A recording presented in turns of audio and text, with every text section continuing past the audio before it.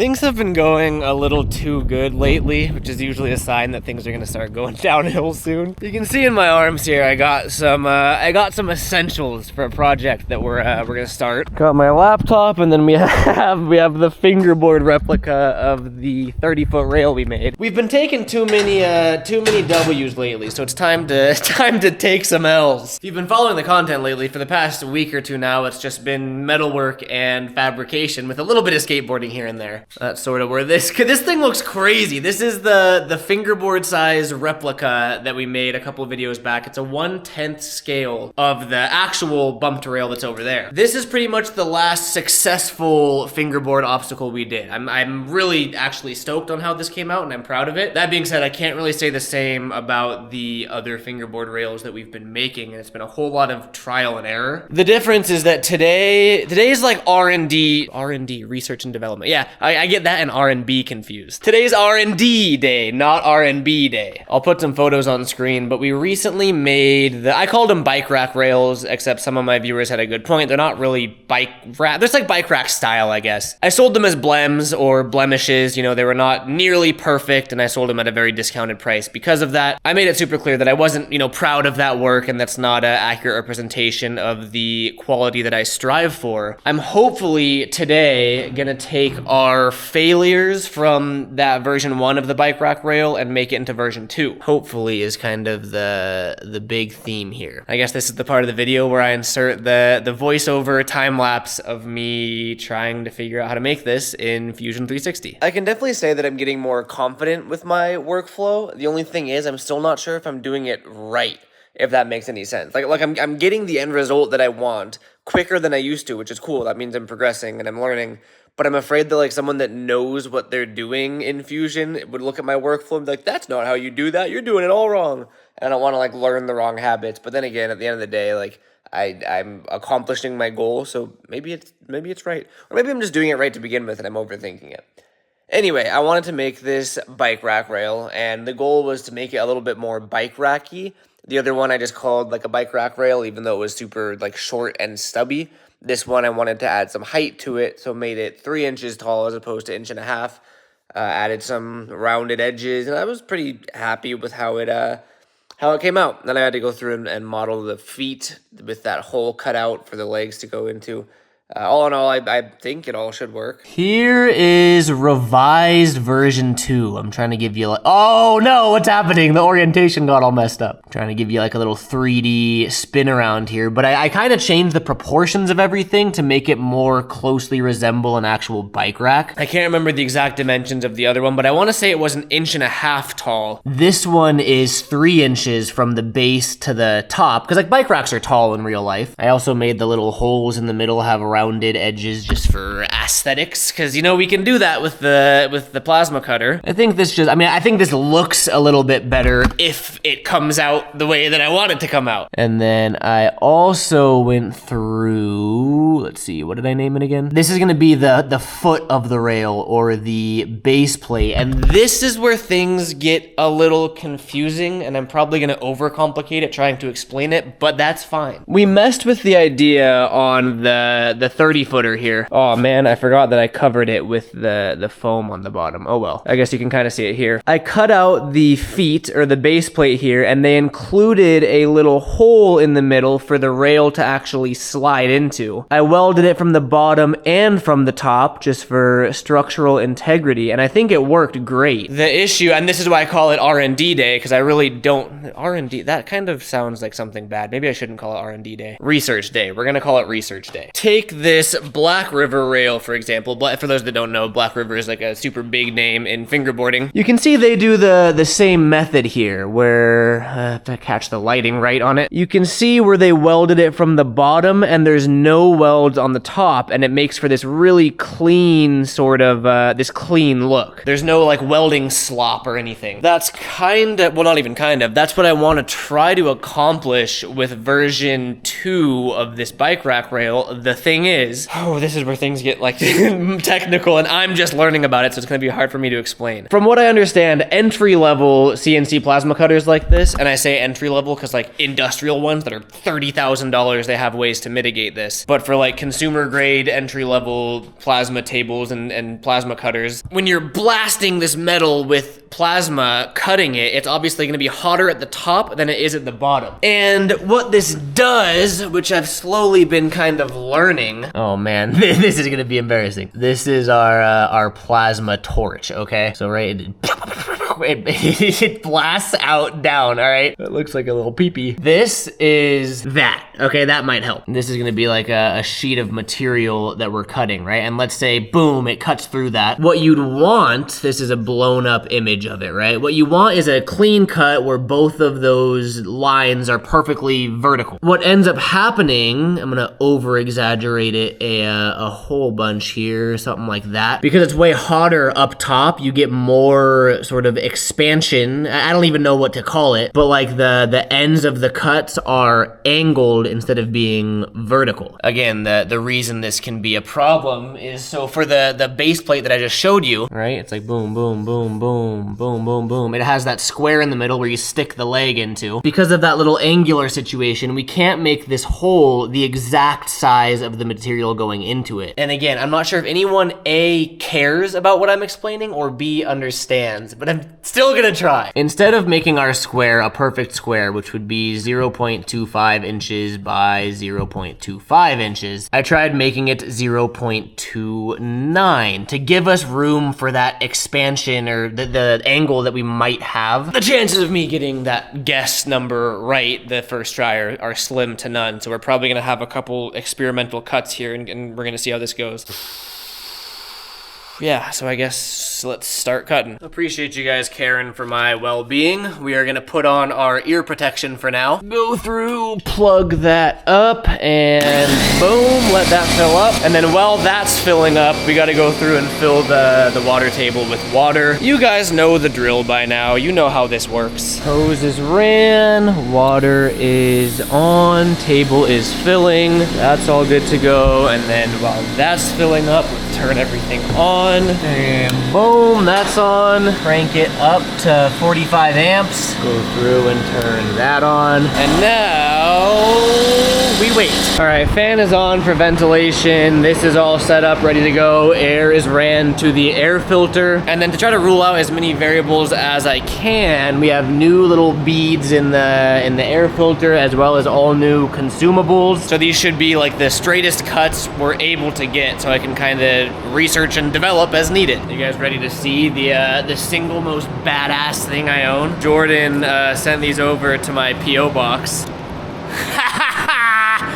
Oh, look at that! That's pretty good, huh? Everyone keeps telling me like, bro, you can just look into the plasma cutter. I got like close homies telling me you don't need eye protection. I'm gonna use eye protection. So these I can look normal, or I can just boom, we're good to go. Thank you, Jordan. These are so sick. I wanted to start out with the actual rail itself, because I mean, we might run into problems with that. I'm not very good at designing stuff yet, so that's all ready. It's all zeroed in, and let's just hope for the best here. All right, I'm going in.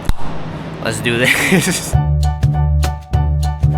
All right, I will say that it, hold on, it looks promising. Proportion-wise and cut-wise, this is looking good. This is looking reassuring, but I've learned to not say that because I usually always get disappointed somehow. I'm trying to I'm looking at the feet just to see like how perfectly square they are, and they're not perfectly square, which is where we might run into some issues. It's really, I mean, I don't even know if you guys will be able to see it on camera, but you can see that like ever so slight angle that you get from the, like it's not nearly enough to like be noticeable if you're actually fingerboarding it or anything. It's just enough to like throw off the holes for the rail to go into the base plates. But I mean, this is, I like this better than just the visual of version 1. This looks more like a bike rack for sure. Let me go through and get the base. I'm gonna cut out, let's do one base plate to start, just so we don't waste too much material. Cut out one base plate, see how it fits in the leg, and then kind of go from there. All right, we have this loaded. it up. We have it all set up. This one's gonna be way quicker because it's such a small piece. So let's get it. Start her up and let's see what we...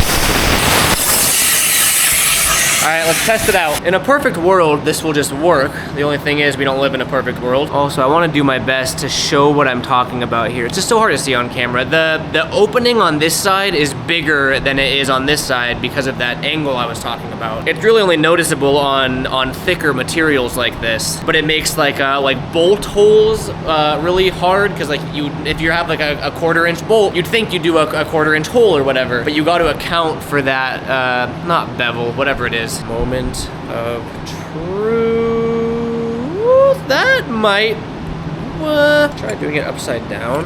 Yeah, see that is interesting. So one side goes in no problem, right? It slips right on in there. The other side, however, if you flip it over, it won't even go in. So that goes to show the difference in the size. I'm trying to think of the best thing to do here.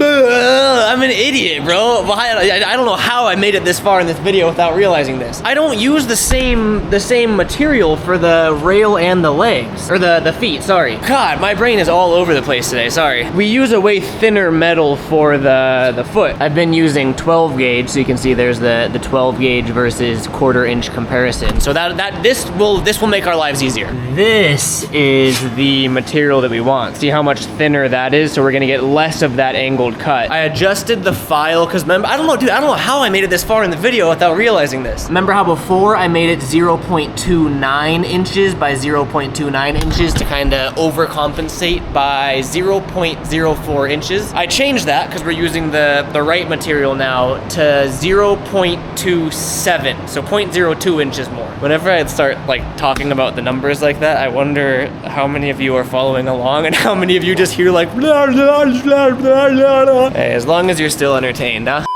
Okay, correct material, the updated file, my super sick goggles are on, here goes nothing.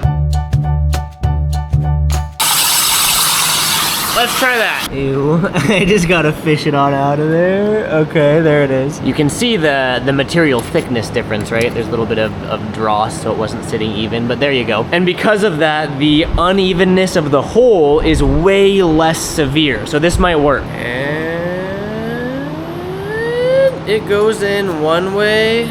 Same thing, it goes in one way but not the other. So it's the same issue on a smaller scale. So I'm trying to figure out, because I mean here's my thought process. Because the hole is bigger on one side and not the other, I have two options. I can increase that tolerance to make it 0.03 inches bigger than the foot, or because it goes in one way, I just do that.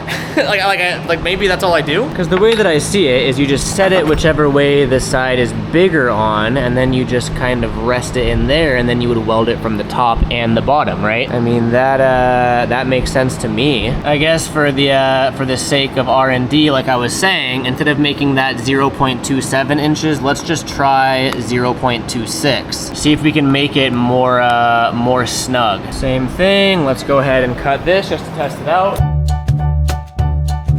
Because again, now I'm just curious. I essentially want the tolerance on the top to be as minimal as possible, and that looks pretty good. I'm liking that so far. It's so hard to show on camera, but there's very little gaps on the side that it fits in, and on the bottom, it doesn't go all the way through now. We are pretty much flush on the bottom, so we just weld it and grind it for extra integrity, but that's looking pretty good. I think now I'm gonna go through and cut one more of those using the same settings, let it sit, you know, quote unquote finished but unwelded, and see if I'm content with it, which would be a first. All right, let's put it all together. I tend to have a habit of like, we cut everything out and it looks good and I start celebrating, and then I go to piece it together and I fuck everything up. So I'm not celebrating yet. Before we start cutting out more, I wanna successfully make one that I'm actually proud of. The whole goal here is like, I would love, this is a dream of mine, to actually have this whole metal fabrication thing be profitable, because right now it is not. I've been digging deep into money that I should not be spending, and obviously, you know, every single channel membership helps. YouTube ad revenue is a huge help. You guys are making this all possible, because it's not even remotely sustainable without, you know, the revenue coming in. But I'm 1,000% running at a loss. The goal here is to get to the point where the quality is what I'm comfortable selling on my website, and then, I mean, growing it into hopefully something profitable, like, because I love this, and if you can, you know, monetize a passion, that's everyone's dream. So next steps is to go through with the angle grinder, clean everything up, because everything has to be super clean for TIG welding, weld it up, and just like, I'm gonna put as much effort as I can to finally do this right. Okay, it's time to weld. I'm trying out a new way of kind of rigging everything to make sure that everything stays perpendicular and like the right way. No warping and any of that. Because as of now, I have a 100% success rate of fucking it up during welding. We have our freshly sharpened tungsten, and I got nothing else to say. We just gotta try. Almost forgot to turn off the fan. That would've been bad. Okay, wish me luck. Here goes nothing. I gotta get like a chair or something, dude. Standing hunched over like this is not the way to do it. So far, so good.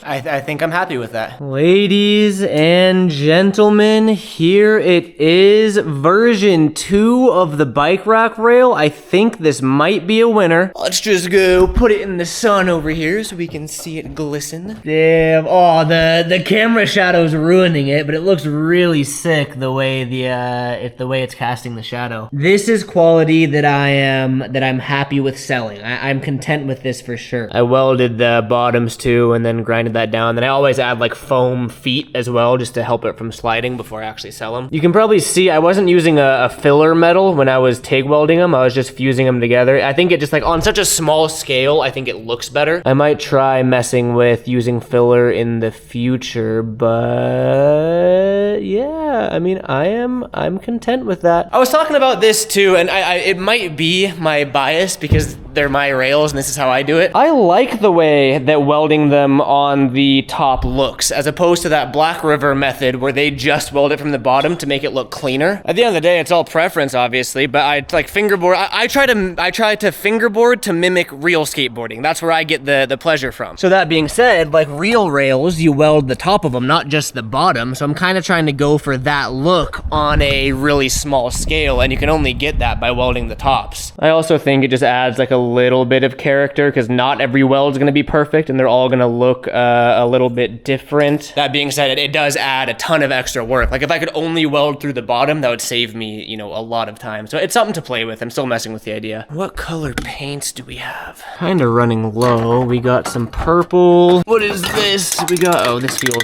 that's empty. Let's do purple, honestly, why not? Some people say they like the unfinished metal look, which I do agree. I think paint really ties it all together. It helps iron out any more imperfections, and I think just makes it look cleaner. But that being said, I think on my website I'll probably offer some unpainted ones as well. It's hard to get in all the little bike rack holes. Yeah, I guess I'm just gonna let that dry, and we'll do a little recap at the end.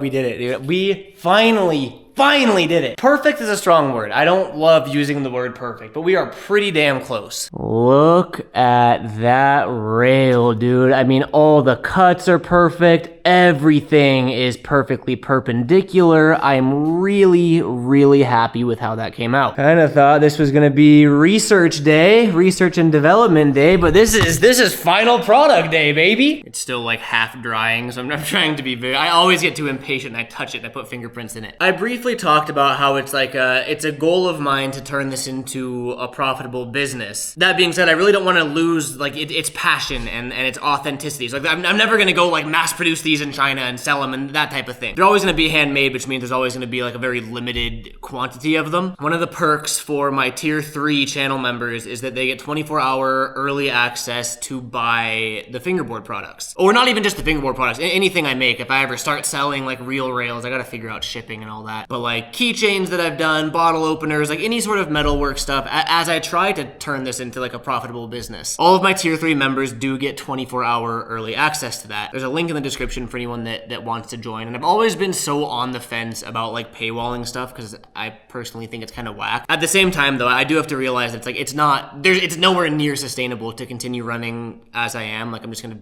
dig myself into a giant hole in the ground. I've already put in kind of way too much money into this, and I need to start recouping some of it. I'm still playing around with the membership perks, and again, I obviously don't want to overpromise and under-deliver. That's why I'm starting really small and having those tier 3 members with 24-hour early access. The goal, and again, these are kind of all off the top of my head numbers, I would really love to do at least 1 drop per month, whether that's fingerboard obstacles, keychains, bottle openers, that kind of 1 drop per month. And I'd like to be able to stockpile like 50 to 100 items, whether that's fingerboard rails or whatever. And I'm aware that that's, 20 plus hours of work. But I think if I get on top of scheduling, I can kind of work something out on top of content that I'm able to dedicate a couple days a week to getting that stock ready. It's all stuff I'm kind of playing with in my head, but I wanted to be transparent and upfront with kind of where I'm at mentally and what's set in stone as of now, which is Tier 3 members get 24-hour early access. The goal is at least 1 drop a month, and I would like to be able to do 100 products, although I'm not sure if I can do that yet. We'll kind of see, like these first couple of months are going to be testers and kind of fleshing out what works. At some point, man, I have to figure out how to speed up the workflow too, because if I ever want to like upscale everything, it's just like the handmade stuff is so hard to do that because it's so time intensive. But at the same time, like the handmade, like that's what makes it fun. It's no longer fun if I'm just buying them and reselling them, A lot to figure out. Sorry to yap your guys' ears off, but that's where I'm at. I'm keeping this one. I'm not gonna sell this one, but dude, I mean that is about as big of a success as we can get, and I'm really happy about that. We needed this. I'm stoked on this. Over the next couple of days, I'm gonna work on making more of these and kind of prepping for the drop, hopefully at the end of this month. To my channel members, thank you so much for supporting, and to those of you that just watch my videos, I mean, it means the world to me. So thank you guys for being here. I really do appreciate it, and thank you for watching. Catch you next video. Peace out.